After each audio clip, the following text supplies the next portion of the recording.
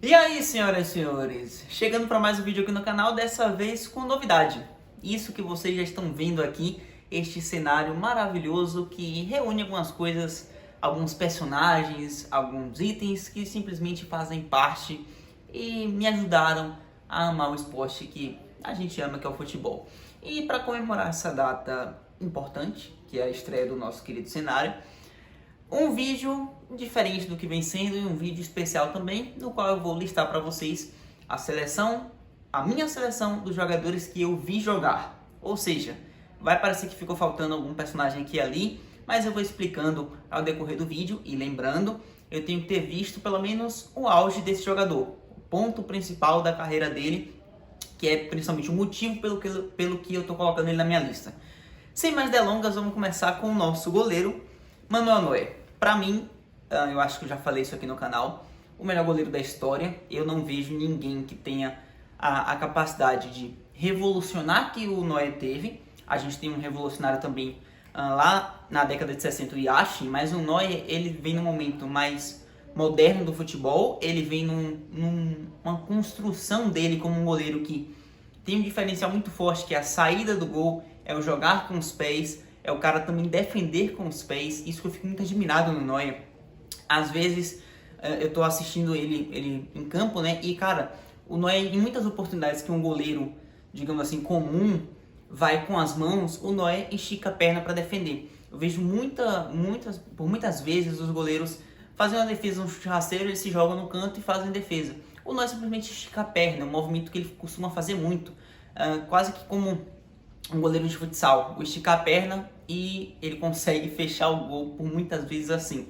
E não só com os pés, a capacidade dele como um goleiro no geral é muito grande. Eu admiro demais o Manuel Neuer e para mim é obviamente o goleiro do meu time. Eu vi o auge do Neuer assim, 2013, 14, eu considero que tenha sido o grande pico dele, aquele ano da Copa do Mundo. Ele também estava voando no Bayern, campeão de Copa do Mundo, campeão de Champions League. O Neuer completo, para mim, revolucionário e gigantesco. E aí passa à frente, por exemplo, de nomes como Buffon, que eu coloquei aqui como uma menção honrosa, que para muitos é o melhor goleiro da história, e eu respeito isso, mas para mim o Neuer tá na frente, tá no meu time, e acho que o gol tá muito bem protegido com esse alemão. Na lateral direita, Daniel Alves, o maior vencedor da história do futebol, o cara que mais ganhou títulos individualmente falando, um lateral direito que tem uma precisão e uma força ofensiva assim raríssima de ver. O Dani basicamente é o cara que mais deu assistências na carreira pro Messi enquanto eles jogavam juntos, né? Até eles jogarem juntos, eu acho que ainda é, possivelmente, mas não tenho certeza sobre isso. Só que a gente vê o quanto ele conseguia fazer uma parceria justamente por avançar, por dar esse apoio. E eu gosto demais de laterais que apoiam. E o Dani é um dos especialistas nisso, e não deixando de lado uma força defensiva muito interessante. Ele também conseguia, no seu auge físico, hoje já tem uma certa dificuldade, que a gente sabe disso, mas a idade pesa. Ele conseguia também ser um ponto muito importante na defesa, mas também uma qualidade de pisar à frente, de distribuição de jogo de poucos, né? Para poucos que o Daniel Alves tem. E para mim, não tem questionamentos quanto ele está na lateral direita, apesar de que a gente tem também o Philipp Lahm, que eu coloquei como uma menção honrosa, porque o Lahm também era um craque, um lateral direito absurdo, que também fez outras funções no campo, justamente pela qualidade de variar em campo e de distribuição, de passe. Mas eu ainda prefiro o Daniel, então fica aí o Daniel Alves. Na zaga, começando com o Thiago Silva, um zagueiro que para mim é seguro demais. Ele passou um bom tempo sendo criticado pela Copa de 14, por exemplo, por algumas apresentações dele, mas eu considero o Thiago um zagueiro muito técnico e preciso defensivamente. Ele consegue efetuar botes de uma maneira muito forte. Ele mostra isso, a pressão dele defensivamente é tão grande que, mesmo com 37 anos, com um lado físico bem mais prejudicado, digamos assim, ele ainda consegue atuar em alto nível na Premier League e ser importante no time dele, justamente pela capacidade de, digamos que, substituir a necessidade de um físico mais forte pela qualidade defensiva que ele tem de bote, de desarme, de, por exemplo, carrinhos, interceptações. É um cara muito preciso no que ele faz e, para mim, eu acho que está muito bem entregue ao Thiago Silva, a primeira posição entre os nossos zagueiros, acompanhado dele, Sérgio Ramos. Eu acho que não tem outro nome possível para isso. É o zagueiro que eu mais gostei de ver. O Sérgio, para mim, é um ídolo. e eu acho que faz sentido, porque vocês estão vendo ele aqui, diga-se de passagem. É um cara que é extremamente criticado pela maneira como joga, de ser sujo, digamos assim, por muitas vezes, mas cara, eu particularmente gosto disso. Eu gosto de ter um zagueiro assim no meu time, um cara que dá aquela chegada, a primeira chegada do jogo é a dele, de mostrar e impor para o time adversário que não vai ser fácil, um cara de muita personalidade. E fora que o Sérgio Ramos, ele não é só um zagueiro sujo, ele não é só um cara que está ali para bater. É um cara de uma habilidade muito grande. O Sérgio Ramos mostra não só esse lado dele, mas também como um lado de briguento e tal, digamos assim, de provocador, de bater mesmo no adversário por muitas vezes, chegar duro.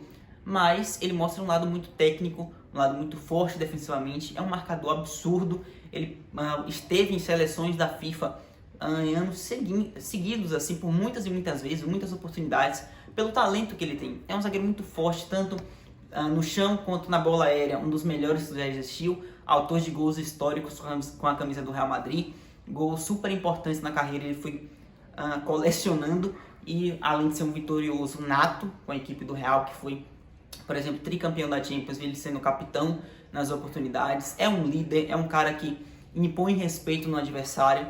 Eu particularmente sou fã declarado do Sérgio, então obviamente ele ia estar aqui.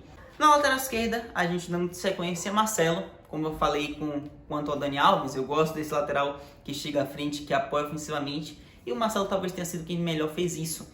Para mim, o Marcelo é um 10 na lateral esquerda. Eu já utilizei essa expressão algumas vezes aqui no canal, porque o cara além de ser um lateral muito polivalente de chegar à frente, cara, o Marcelo é um craque nato, é um cara que tem o drible, tem a habilidade, tem o domínio, ele tem a capacidade inventiva muito, muito grande. Para mim, ele atuaria muito fácil no meio campo. Eu ainda espero, quem sabe, que ele mude de ideia e vá jogar mais para frente no campo depois, nesse final de carreira dele. Para mim, é um craque nato, é um 10. Realmente, ali não tem, é talento puro na lateral esquerda, e ele mostrou ao longo da carreira dele isso em várias oportunidades. Não era extremamente forte defensivamente, mas conseguia cumprir muito bem o seu papel quando estava no seu auge físico. E, paralelo a isso, ele é um gênio que apoiava na frente, fez uma parceria grandiosíssima com o Cristiano, e a gente tem uma das duplas mais interessantes entre um defensor e um atacante, justamente com eles dois, porque a qualidade do Marcelo também fazia muito parte disso, importava demais para isso ser possível, né? Seguindo, vamos dar início ao nosso meio campo, que já vou afirmar, já começar com polêmica. Não tem o Xavi, e eu acho que muita gente vai me odiar por isso, mas lembrando, é o que eu prefiro, a minha seleção, e particularmente eu gosto mais de ver um outro lado. Mas vocês vão entender, mas eu também entendo que me xinguem. Começando com o Modric, para mim, um craque. O Modric é um craque e também dinâmico e prestativo, capaz de defender e chegar à frente, mesmo com 37 anos nas costas. Um cara que tem um vigor físico extremamente importante e, mais do que isso, uma visão de jogo, uma qualidade de passe, uma achada, um toque de 3 dedos que ele deixou como marca registrada aí nos últimos anos. Um cara de muita habilidade, um fator de uma certa genialidade até em alguns momentos para justamente achar o passe entre a defesa, de cortar um sistema defensivo com uma achada, tanto pelo alto quanto por baixo. É um cara de muita habilidade, criticado muitas vezes por conta daquele prêmio de melhor do mundo que ele ganhou, que eu também discordo, acho que não deveria ser dele, mas isso para mim não invalida o que ele é como jogador. Para mim, um craque, justamente essa capacidade de atuar e ser importante na cobertura do campo e para o funcionamento de uma equipe, né? Seguindo com ele, Toni Kroos. Eu acho essa parceria inacreditável, de absurda, de boa. E o Toni, cara, para mim também é um craque demais. A capacidade do Toni com a bola é coisa assim para poucos, é de uma elegância e de um refino. Cara, se você vê o Toni Kroos jogando atentamente, ele tem um controle com a bola, uma maneira de tocar nela, ele é diferente, cara. A visão dele, a característica também de passes de longa distância, lançamentos, viradas de jogo, muito característico do Toni, mas também com passe curto, com bola enfiada, com a precisão dele no que mais no que mais é importante para o meio campo, que é o passe, que é justamente essa criatividade. O Toni tem por completo, e para mim ele consegue conquistar esse lugar com louvor, porque, cara, eu admiro demais essa capacidade toda dele. Eu sou um fãzaço do futebol do Toni, então não tem como, eu entendo que me xinguem por não colocar o Xavi, justamente seria nessa vaga do Toni Kroos, mas cara, o Toni tem um lugar especial pra mim, então eu tenho que colocar ele. E pode me xingar, eu entendo, mas tenta respeitar também. Toni Kroos também, se você negar que o Toni Kroos é um craque, você também tá maluco, não vem com essa. É um absurdo de jogador. Então vamos dar sequência antes que a gente fique cada vez mais impetuoso. Meio atacante, vou colocar o Iniesta. Não é uma função que ele faça, que ele tenha feito na carreira muitas vezes, mas eu acho que ele funcionaria perfeitamente ali, justamente por ser um motorzinho e um gênio também. A capacidade de invenção, de criatividade, de passe, de enfiada de bola, que ele distribuiu passes e assistências durante a carreira. O Iniesta, eu considero ele melhor que o Xavi. Eu acho que isso faz sentido também por colocar ele na minha seleção que eu já vi, né, dos jogadores que eu vi, mas também por uma questão de ele ser melhor ofensivamente, de ele conseguir chegar e ter um quê de decisivo a mais. A gente tem, por exemplo, o gol que ele fez histórico, que deu à Espanha o primeiro título de Copa do Mundo. Se a Espanha é campeã do mundo hoje, é muito por conta também do Iniesta, que fez aquele gol na final contra a Holanda. É um cara que tem uma qualidade diferente, de um drible em espaço curto, de uma visão de jogo diferente. Ele dá pra perceber que é um jogador especial. O Andrés Iniesta é um jogador extremamente especial. Diferente, é essa coisa mesmo da genialidade que a gente enxerga e vê ali, cara, esse cara aqui, ele tem um domínio muito maior do que quem tá ali em volta dele, do que ele tá fazendo. É esse tipo de jogador que o Iniesta é. E por isso eu coloco ele aqui, justamente por acreditar que como meia ele funcionaria muito bem. Vamos dar umas menções honrosas nesse meio campo, que inclusive eu esqueci na zaga, mas eu coloquei uma menção honrosa pro Puyol, ou Puyol. No meio campo eu coloquei como menção honrosa Pirlo, genial, um cara também dessa capacidade de passe, de controlar o meio campo, que poucos tiveram no futebol todos os tempos. E à frente eu acho que não tem muito questionamento, né? São 3 nomes que vocês devem estar sabendo já quem são, porque são inquestionáveis. Na ponta direita, Messi, dispensa apresentações, genialidade e controle. Eu acho que o principal ponto do Messi, o que mais me chama a atenção nele, é justamente o controle de bola. Ele carrega a bola muito próximo ao pé e ele tem a capacidade de manipular ela de uma maneira que ele pode parecer previsível às vezes, mas ele tem uma capacidade de resolução de problemas, uma capacidade resolutiva muito grande. Se, por exemplo, você perceber que ele está jogando para um lado e tentar fechar aquele lado, ele consegue muito bem manipular a bola para o outro lado e te cortar facilmente. Porque é um controle de bola diferenciado. Eu acho que o cara que mais bem faz isso no futebol é o Messi. Justamente, acho que ficou nítido nos anos que ele dominou o futebol junto do Cristiano. Porque, além disso, ele consegue também ter uma velocidade muito grande que ele tinha, principalmente no início lá, atrás no Barcelona, do Guardiola. Uma finalização precisa. Ele consegue colocar a bola fora do alcance do goleiro, ele sempre busca justamente tirar do alcance do goleiro. Ele vai no ponto mais difícil para o goleiro pegar, que costuma ser aquele chute baixo no canto rasteiro, e justamente com a perna boa dele fica quase impossível de pegar. Essa capacidade genial de achar espaço, driblar em espaço curto, fazer o Messi ser quem é, e acho que não tem como não colocar ele numa lista de melhores que eu já vi. Ponta esquerda, Neymar. Aí, cara, talvez eu seja criticado por isso, mas o Neymar, ele é a pureza da habilidade. É natural pro Neymar. A genialidade dele é natural. Ele joga como quem tá brincando. Ele brinca em campo, por muitas vezes ele fez isso. E ele mais encantou quando ele fez isso. No Barcelona, do MSN, ou no Santos, quando ele desponta pro mundo. Ele brincava em campo porque ele tinha uma capacidade muito maior do que quem estava enfrentando ele. Ele conseguia tirar os defensores como quem está aprendendo a jogar futebol e driblando um cone. É uma capacidade absurda de aliar velocidade a uma técnica muito precisa, muita habilidade envolvida, que você olha e você às vezes nem consegue raciocinar como que ele está fazendo aquilo, e ele faz aquilo como se tivesse sido um movimento normal, porque para ele é natural. E encanta a gente, porque justamente a gente não consegue se imaginar fazendo aquilo que ele faz com naturalidade. O Neymar nasceu com esse dom. Ele sabe fazer aquilo, talvez de olhos fechados. É encantamento, é divertimento, é talento. O Neymar é isso. É basicamente brincar em campo, muitas vezes foi brincar em campo no bom sentido de dizer, e encantar além de jogar. Então, não tem como não colocar o Neymar na lista, na minha opinião. E para finalizar, no ataque, o centro do nosso ataque vai ser Cristiano Ronaldo. Fez essa função muitas vezes na carreira e eu acho que ele conseguiria fazer já desde o início, mas ele foi habituado a jogar nas pontas justamente pela velocidade que tem.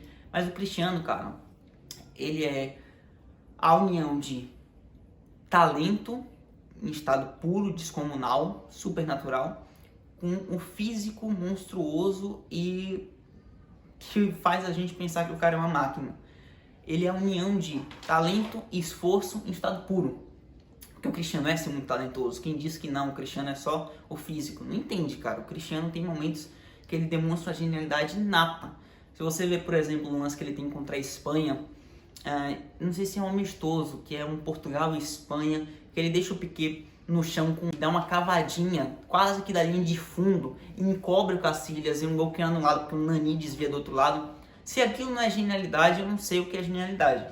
E fora outros momentos que ele tem na carreira de dribles e de lances e de finalizações, bicicleta, cabeceio, chute de fora, chute de dentro da área, chute de longe, de muito longe, prêmio Puskás que ele ganhou assim, força, velocidade, físico e talento. O Cristiano é a união de tudo. Ele consegue fazer tudo muito bem. O Cristiano tem que estar numa lista, porque talvez ele esteja numa lista, talvez não. Na minha, por exemplo, ele está, mas talvez ele esteja da maioria das pessoas na lista de melhores da história, porque é isso que o Cristiano Ronaldo é também. O Cristiano Ronaldo é imparável e indescritível por muitas vezes.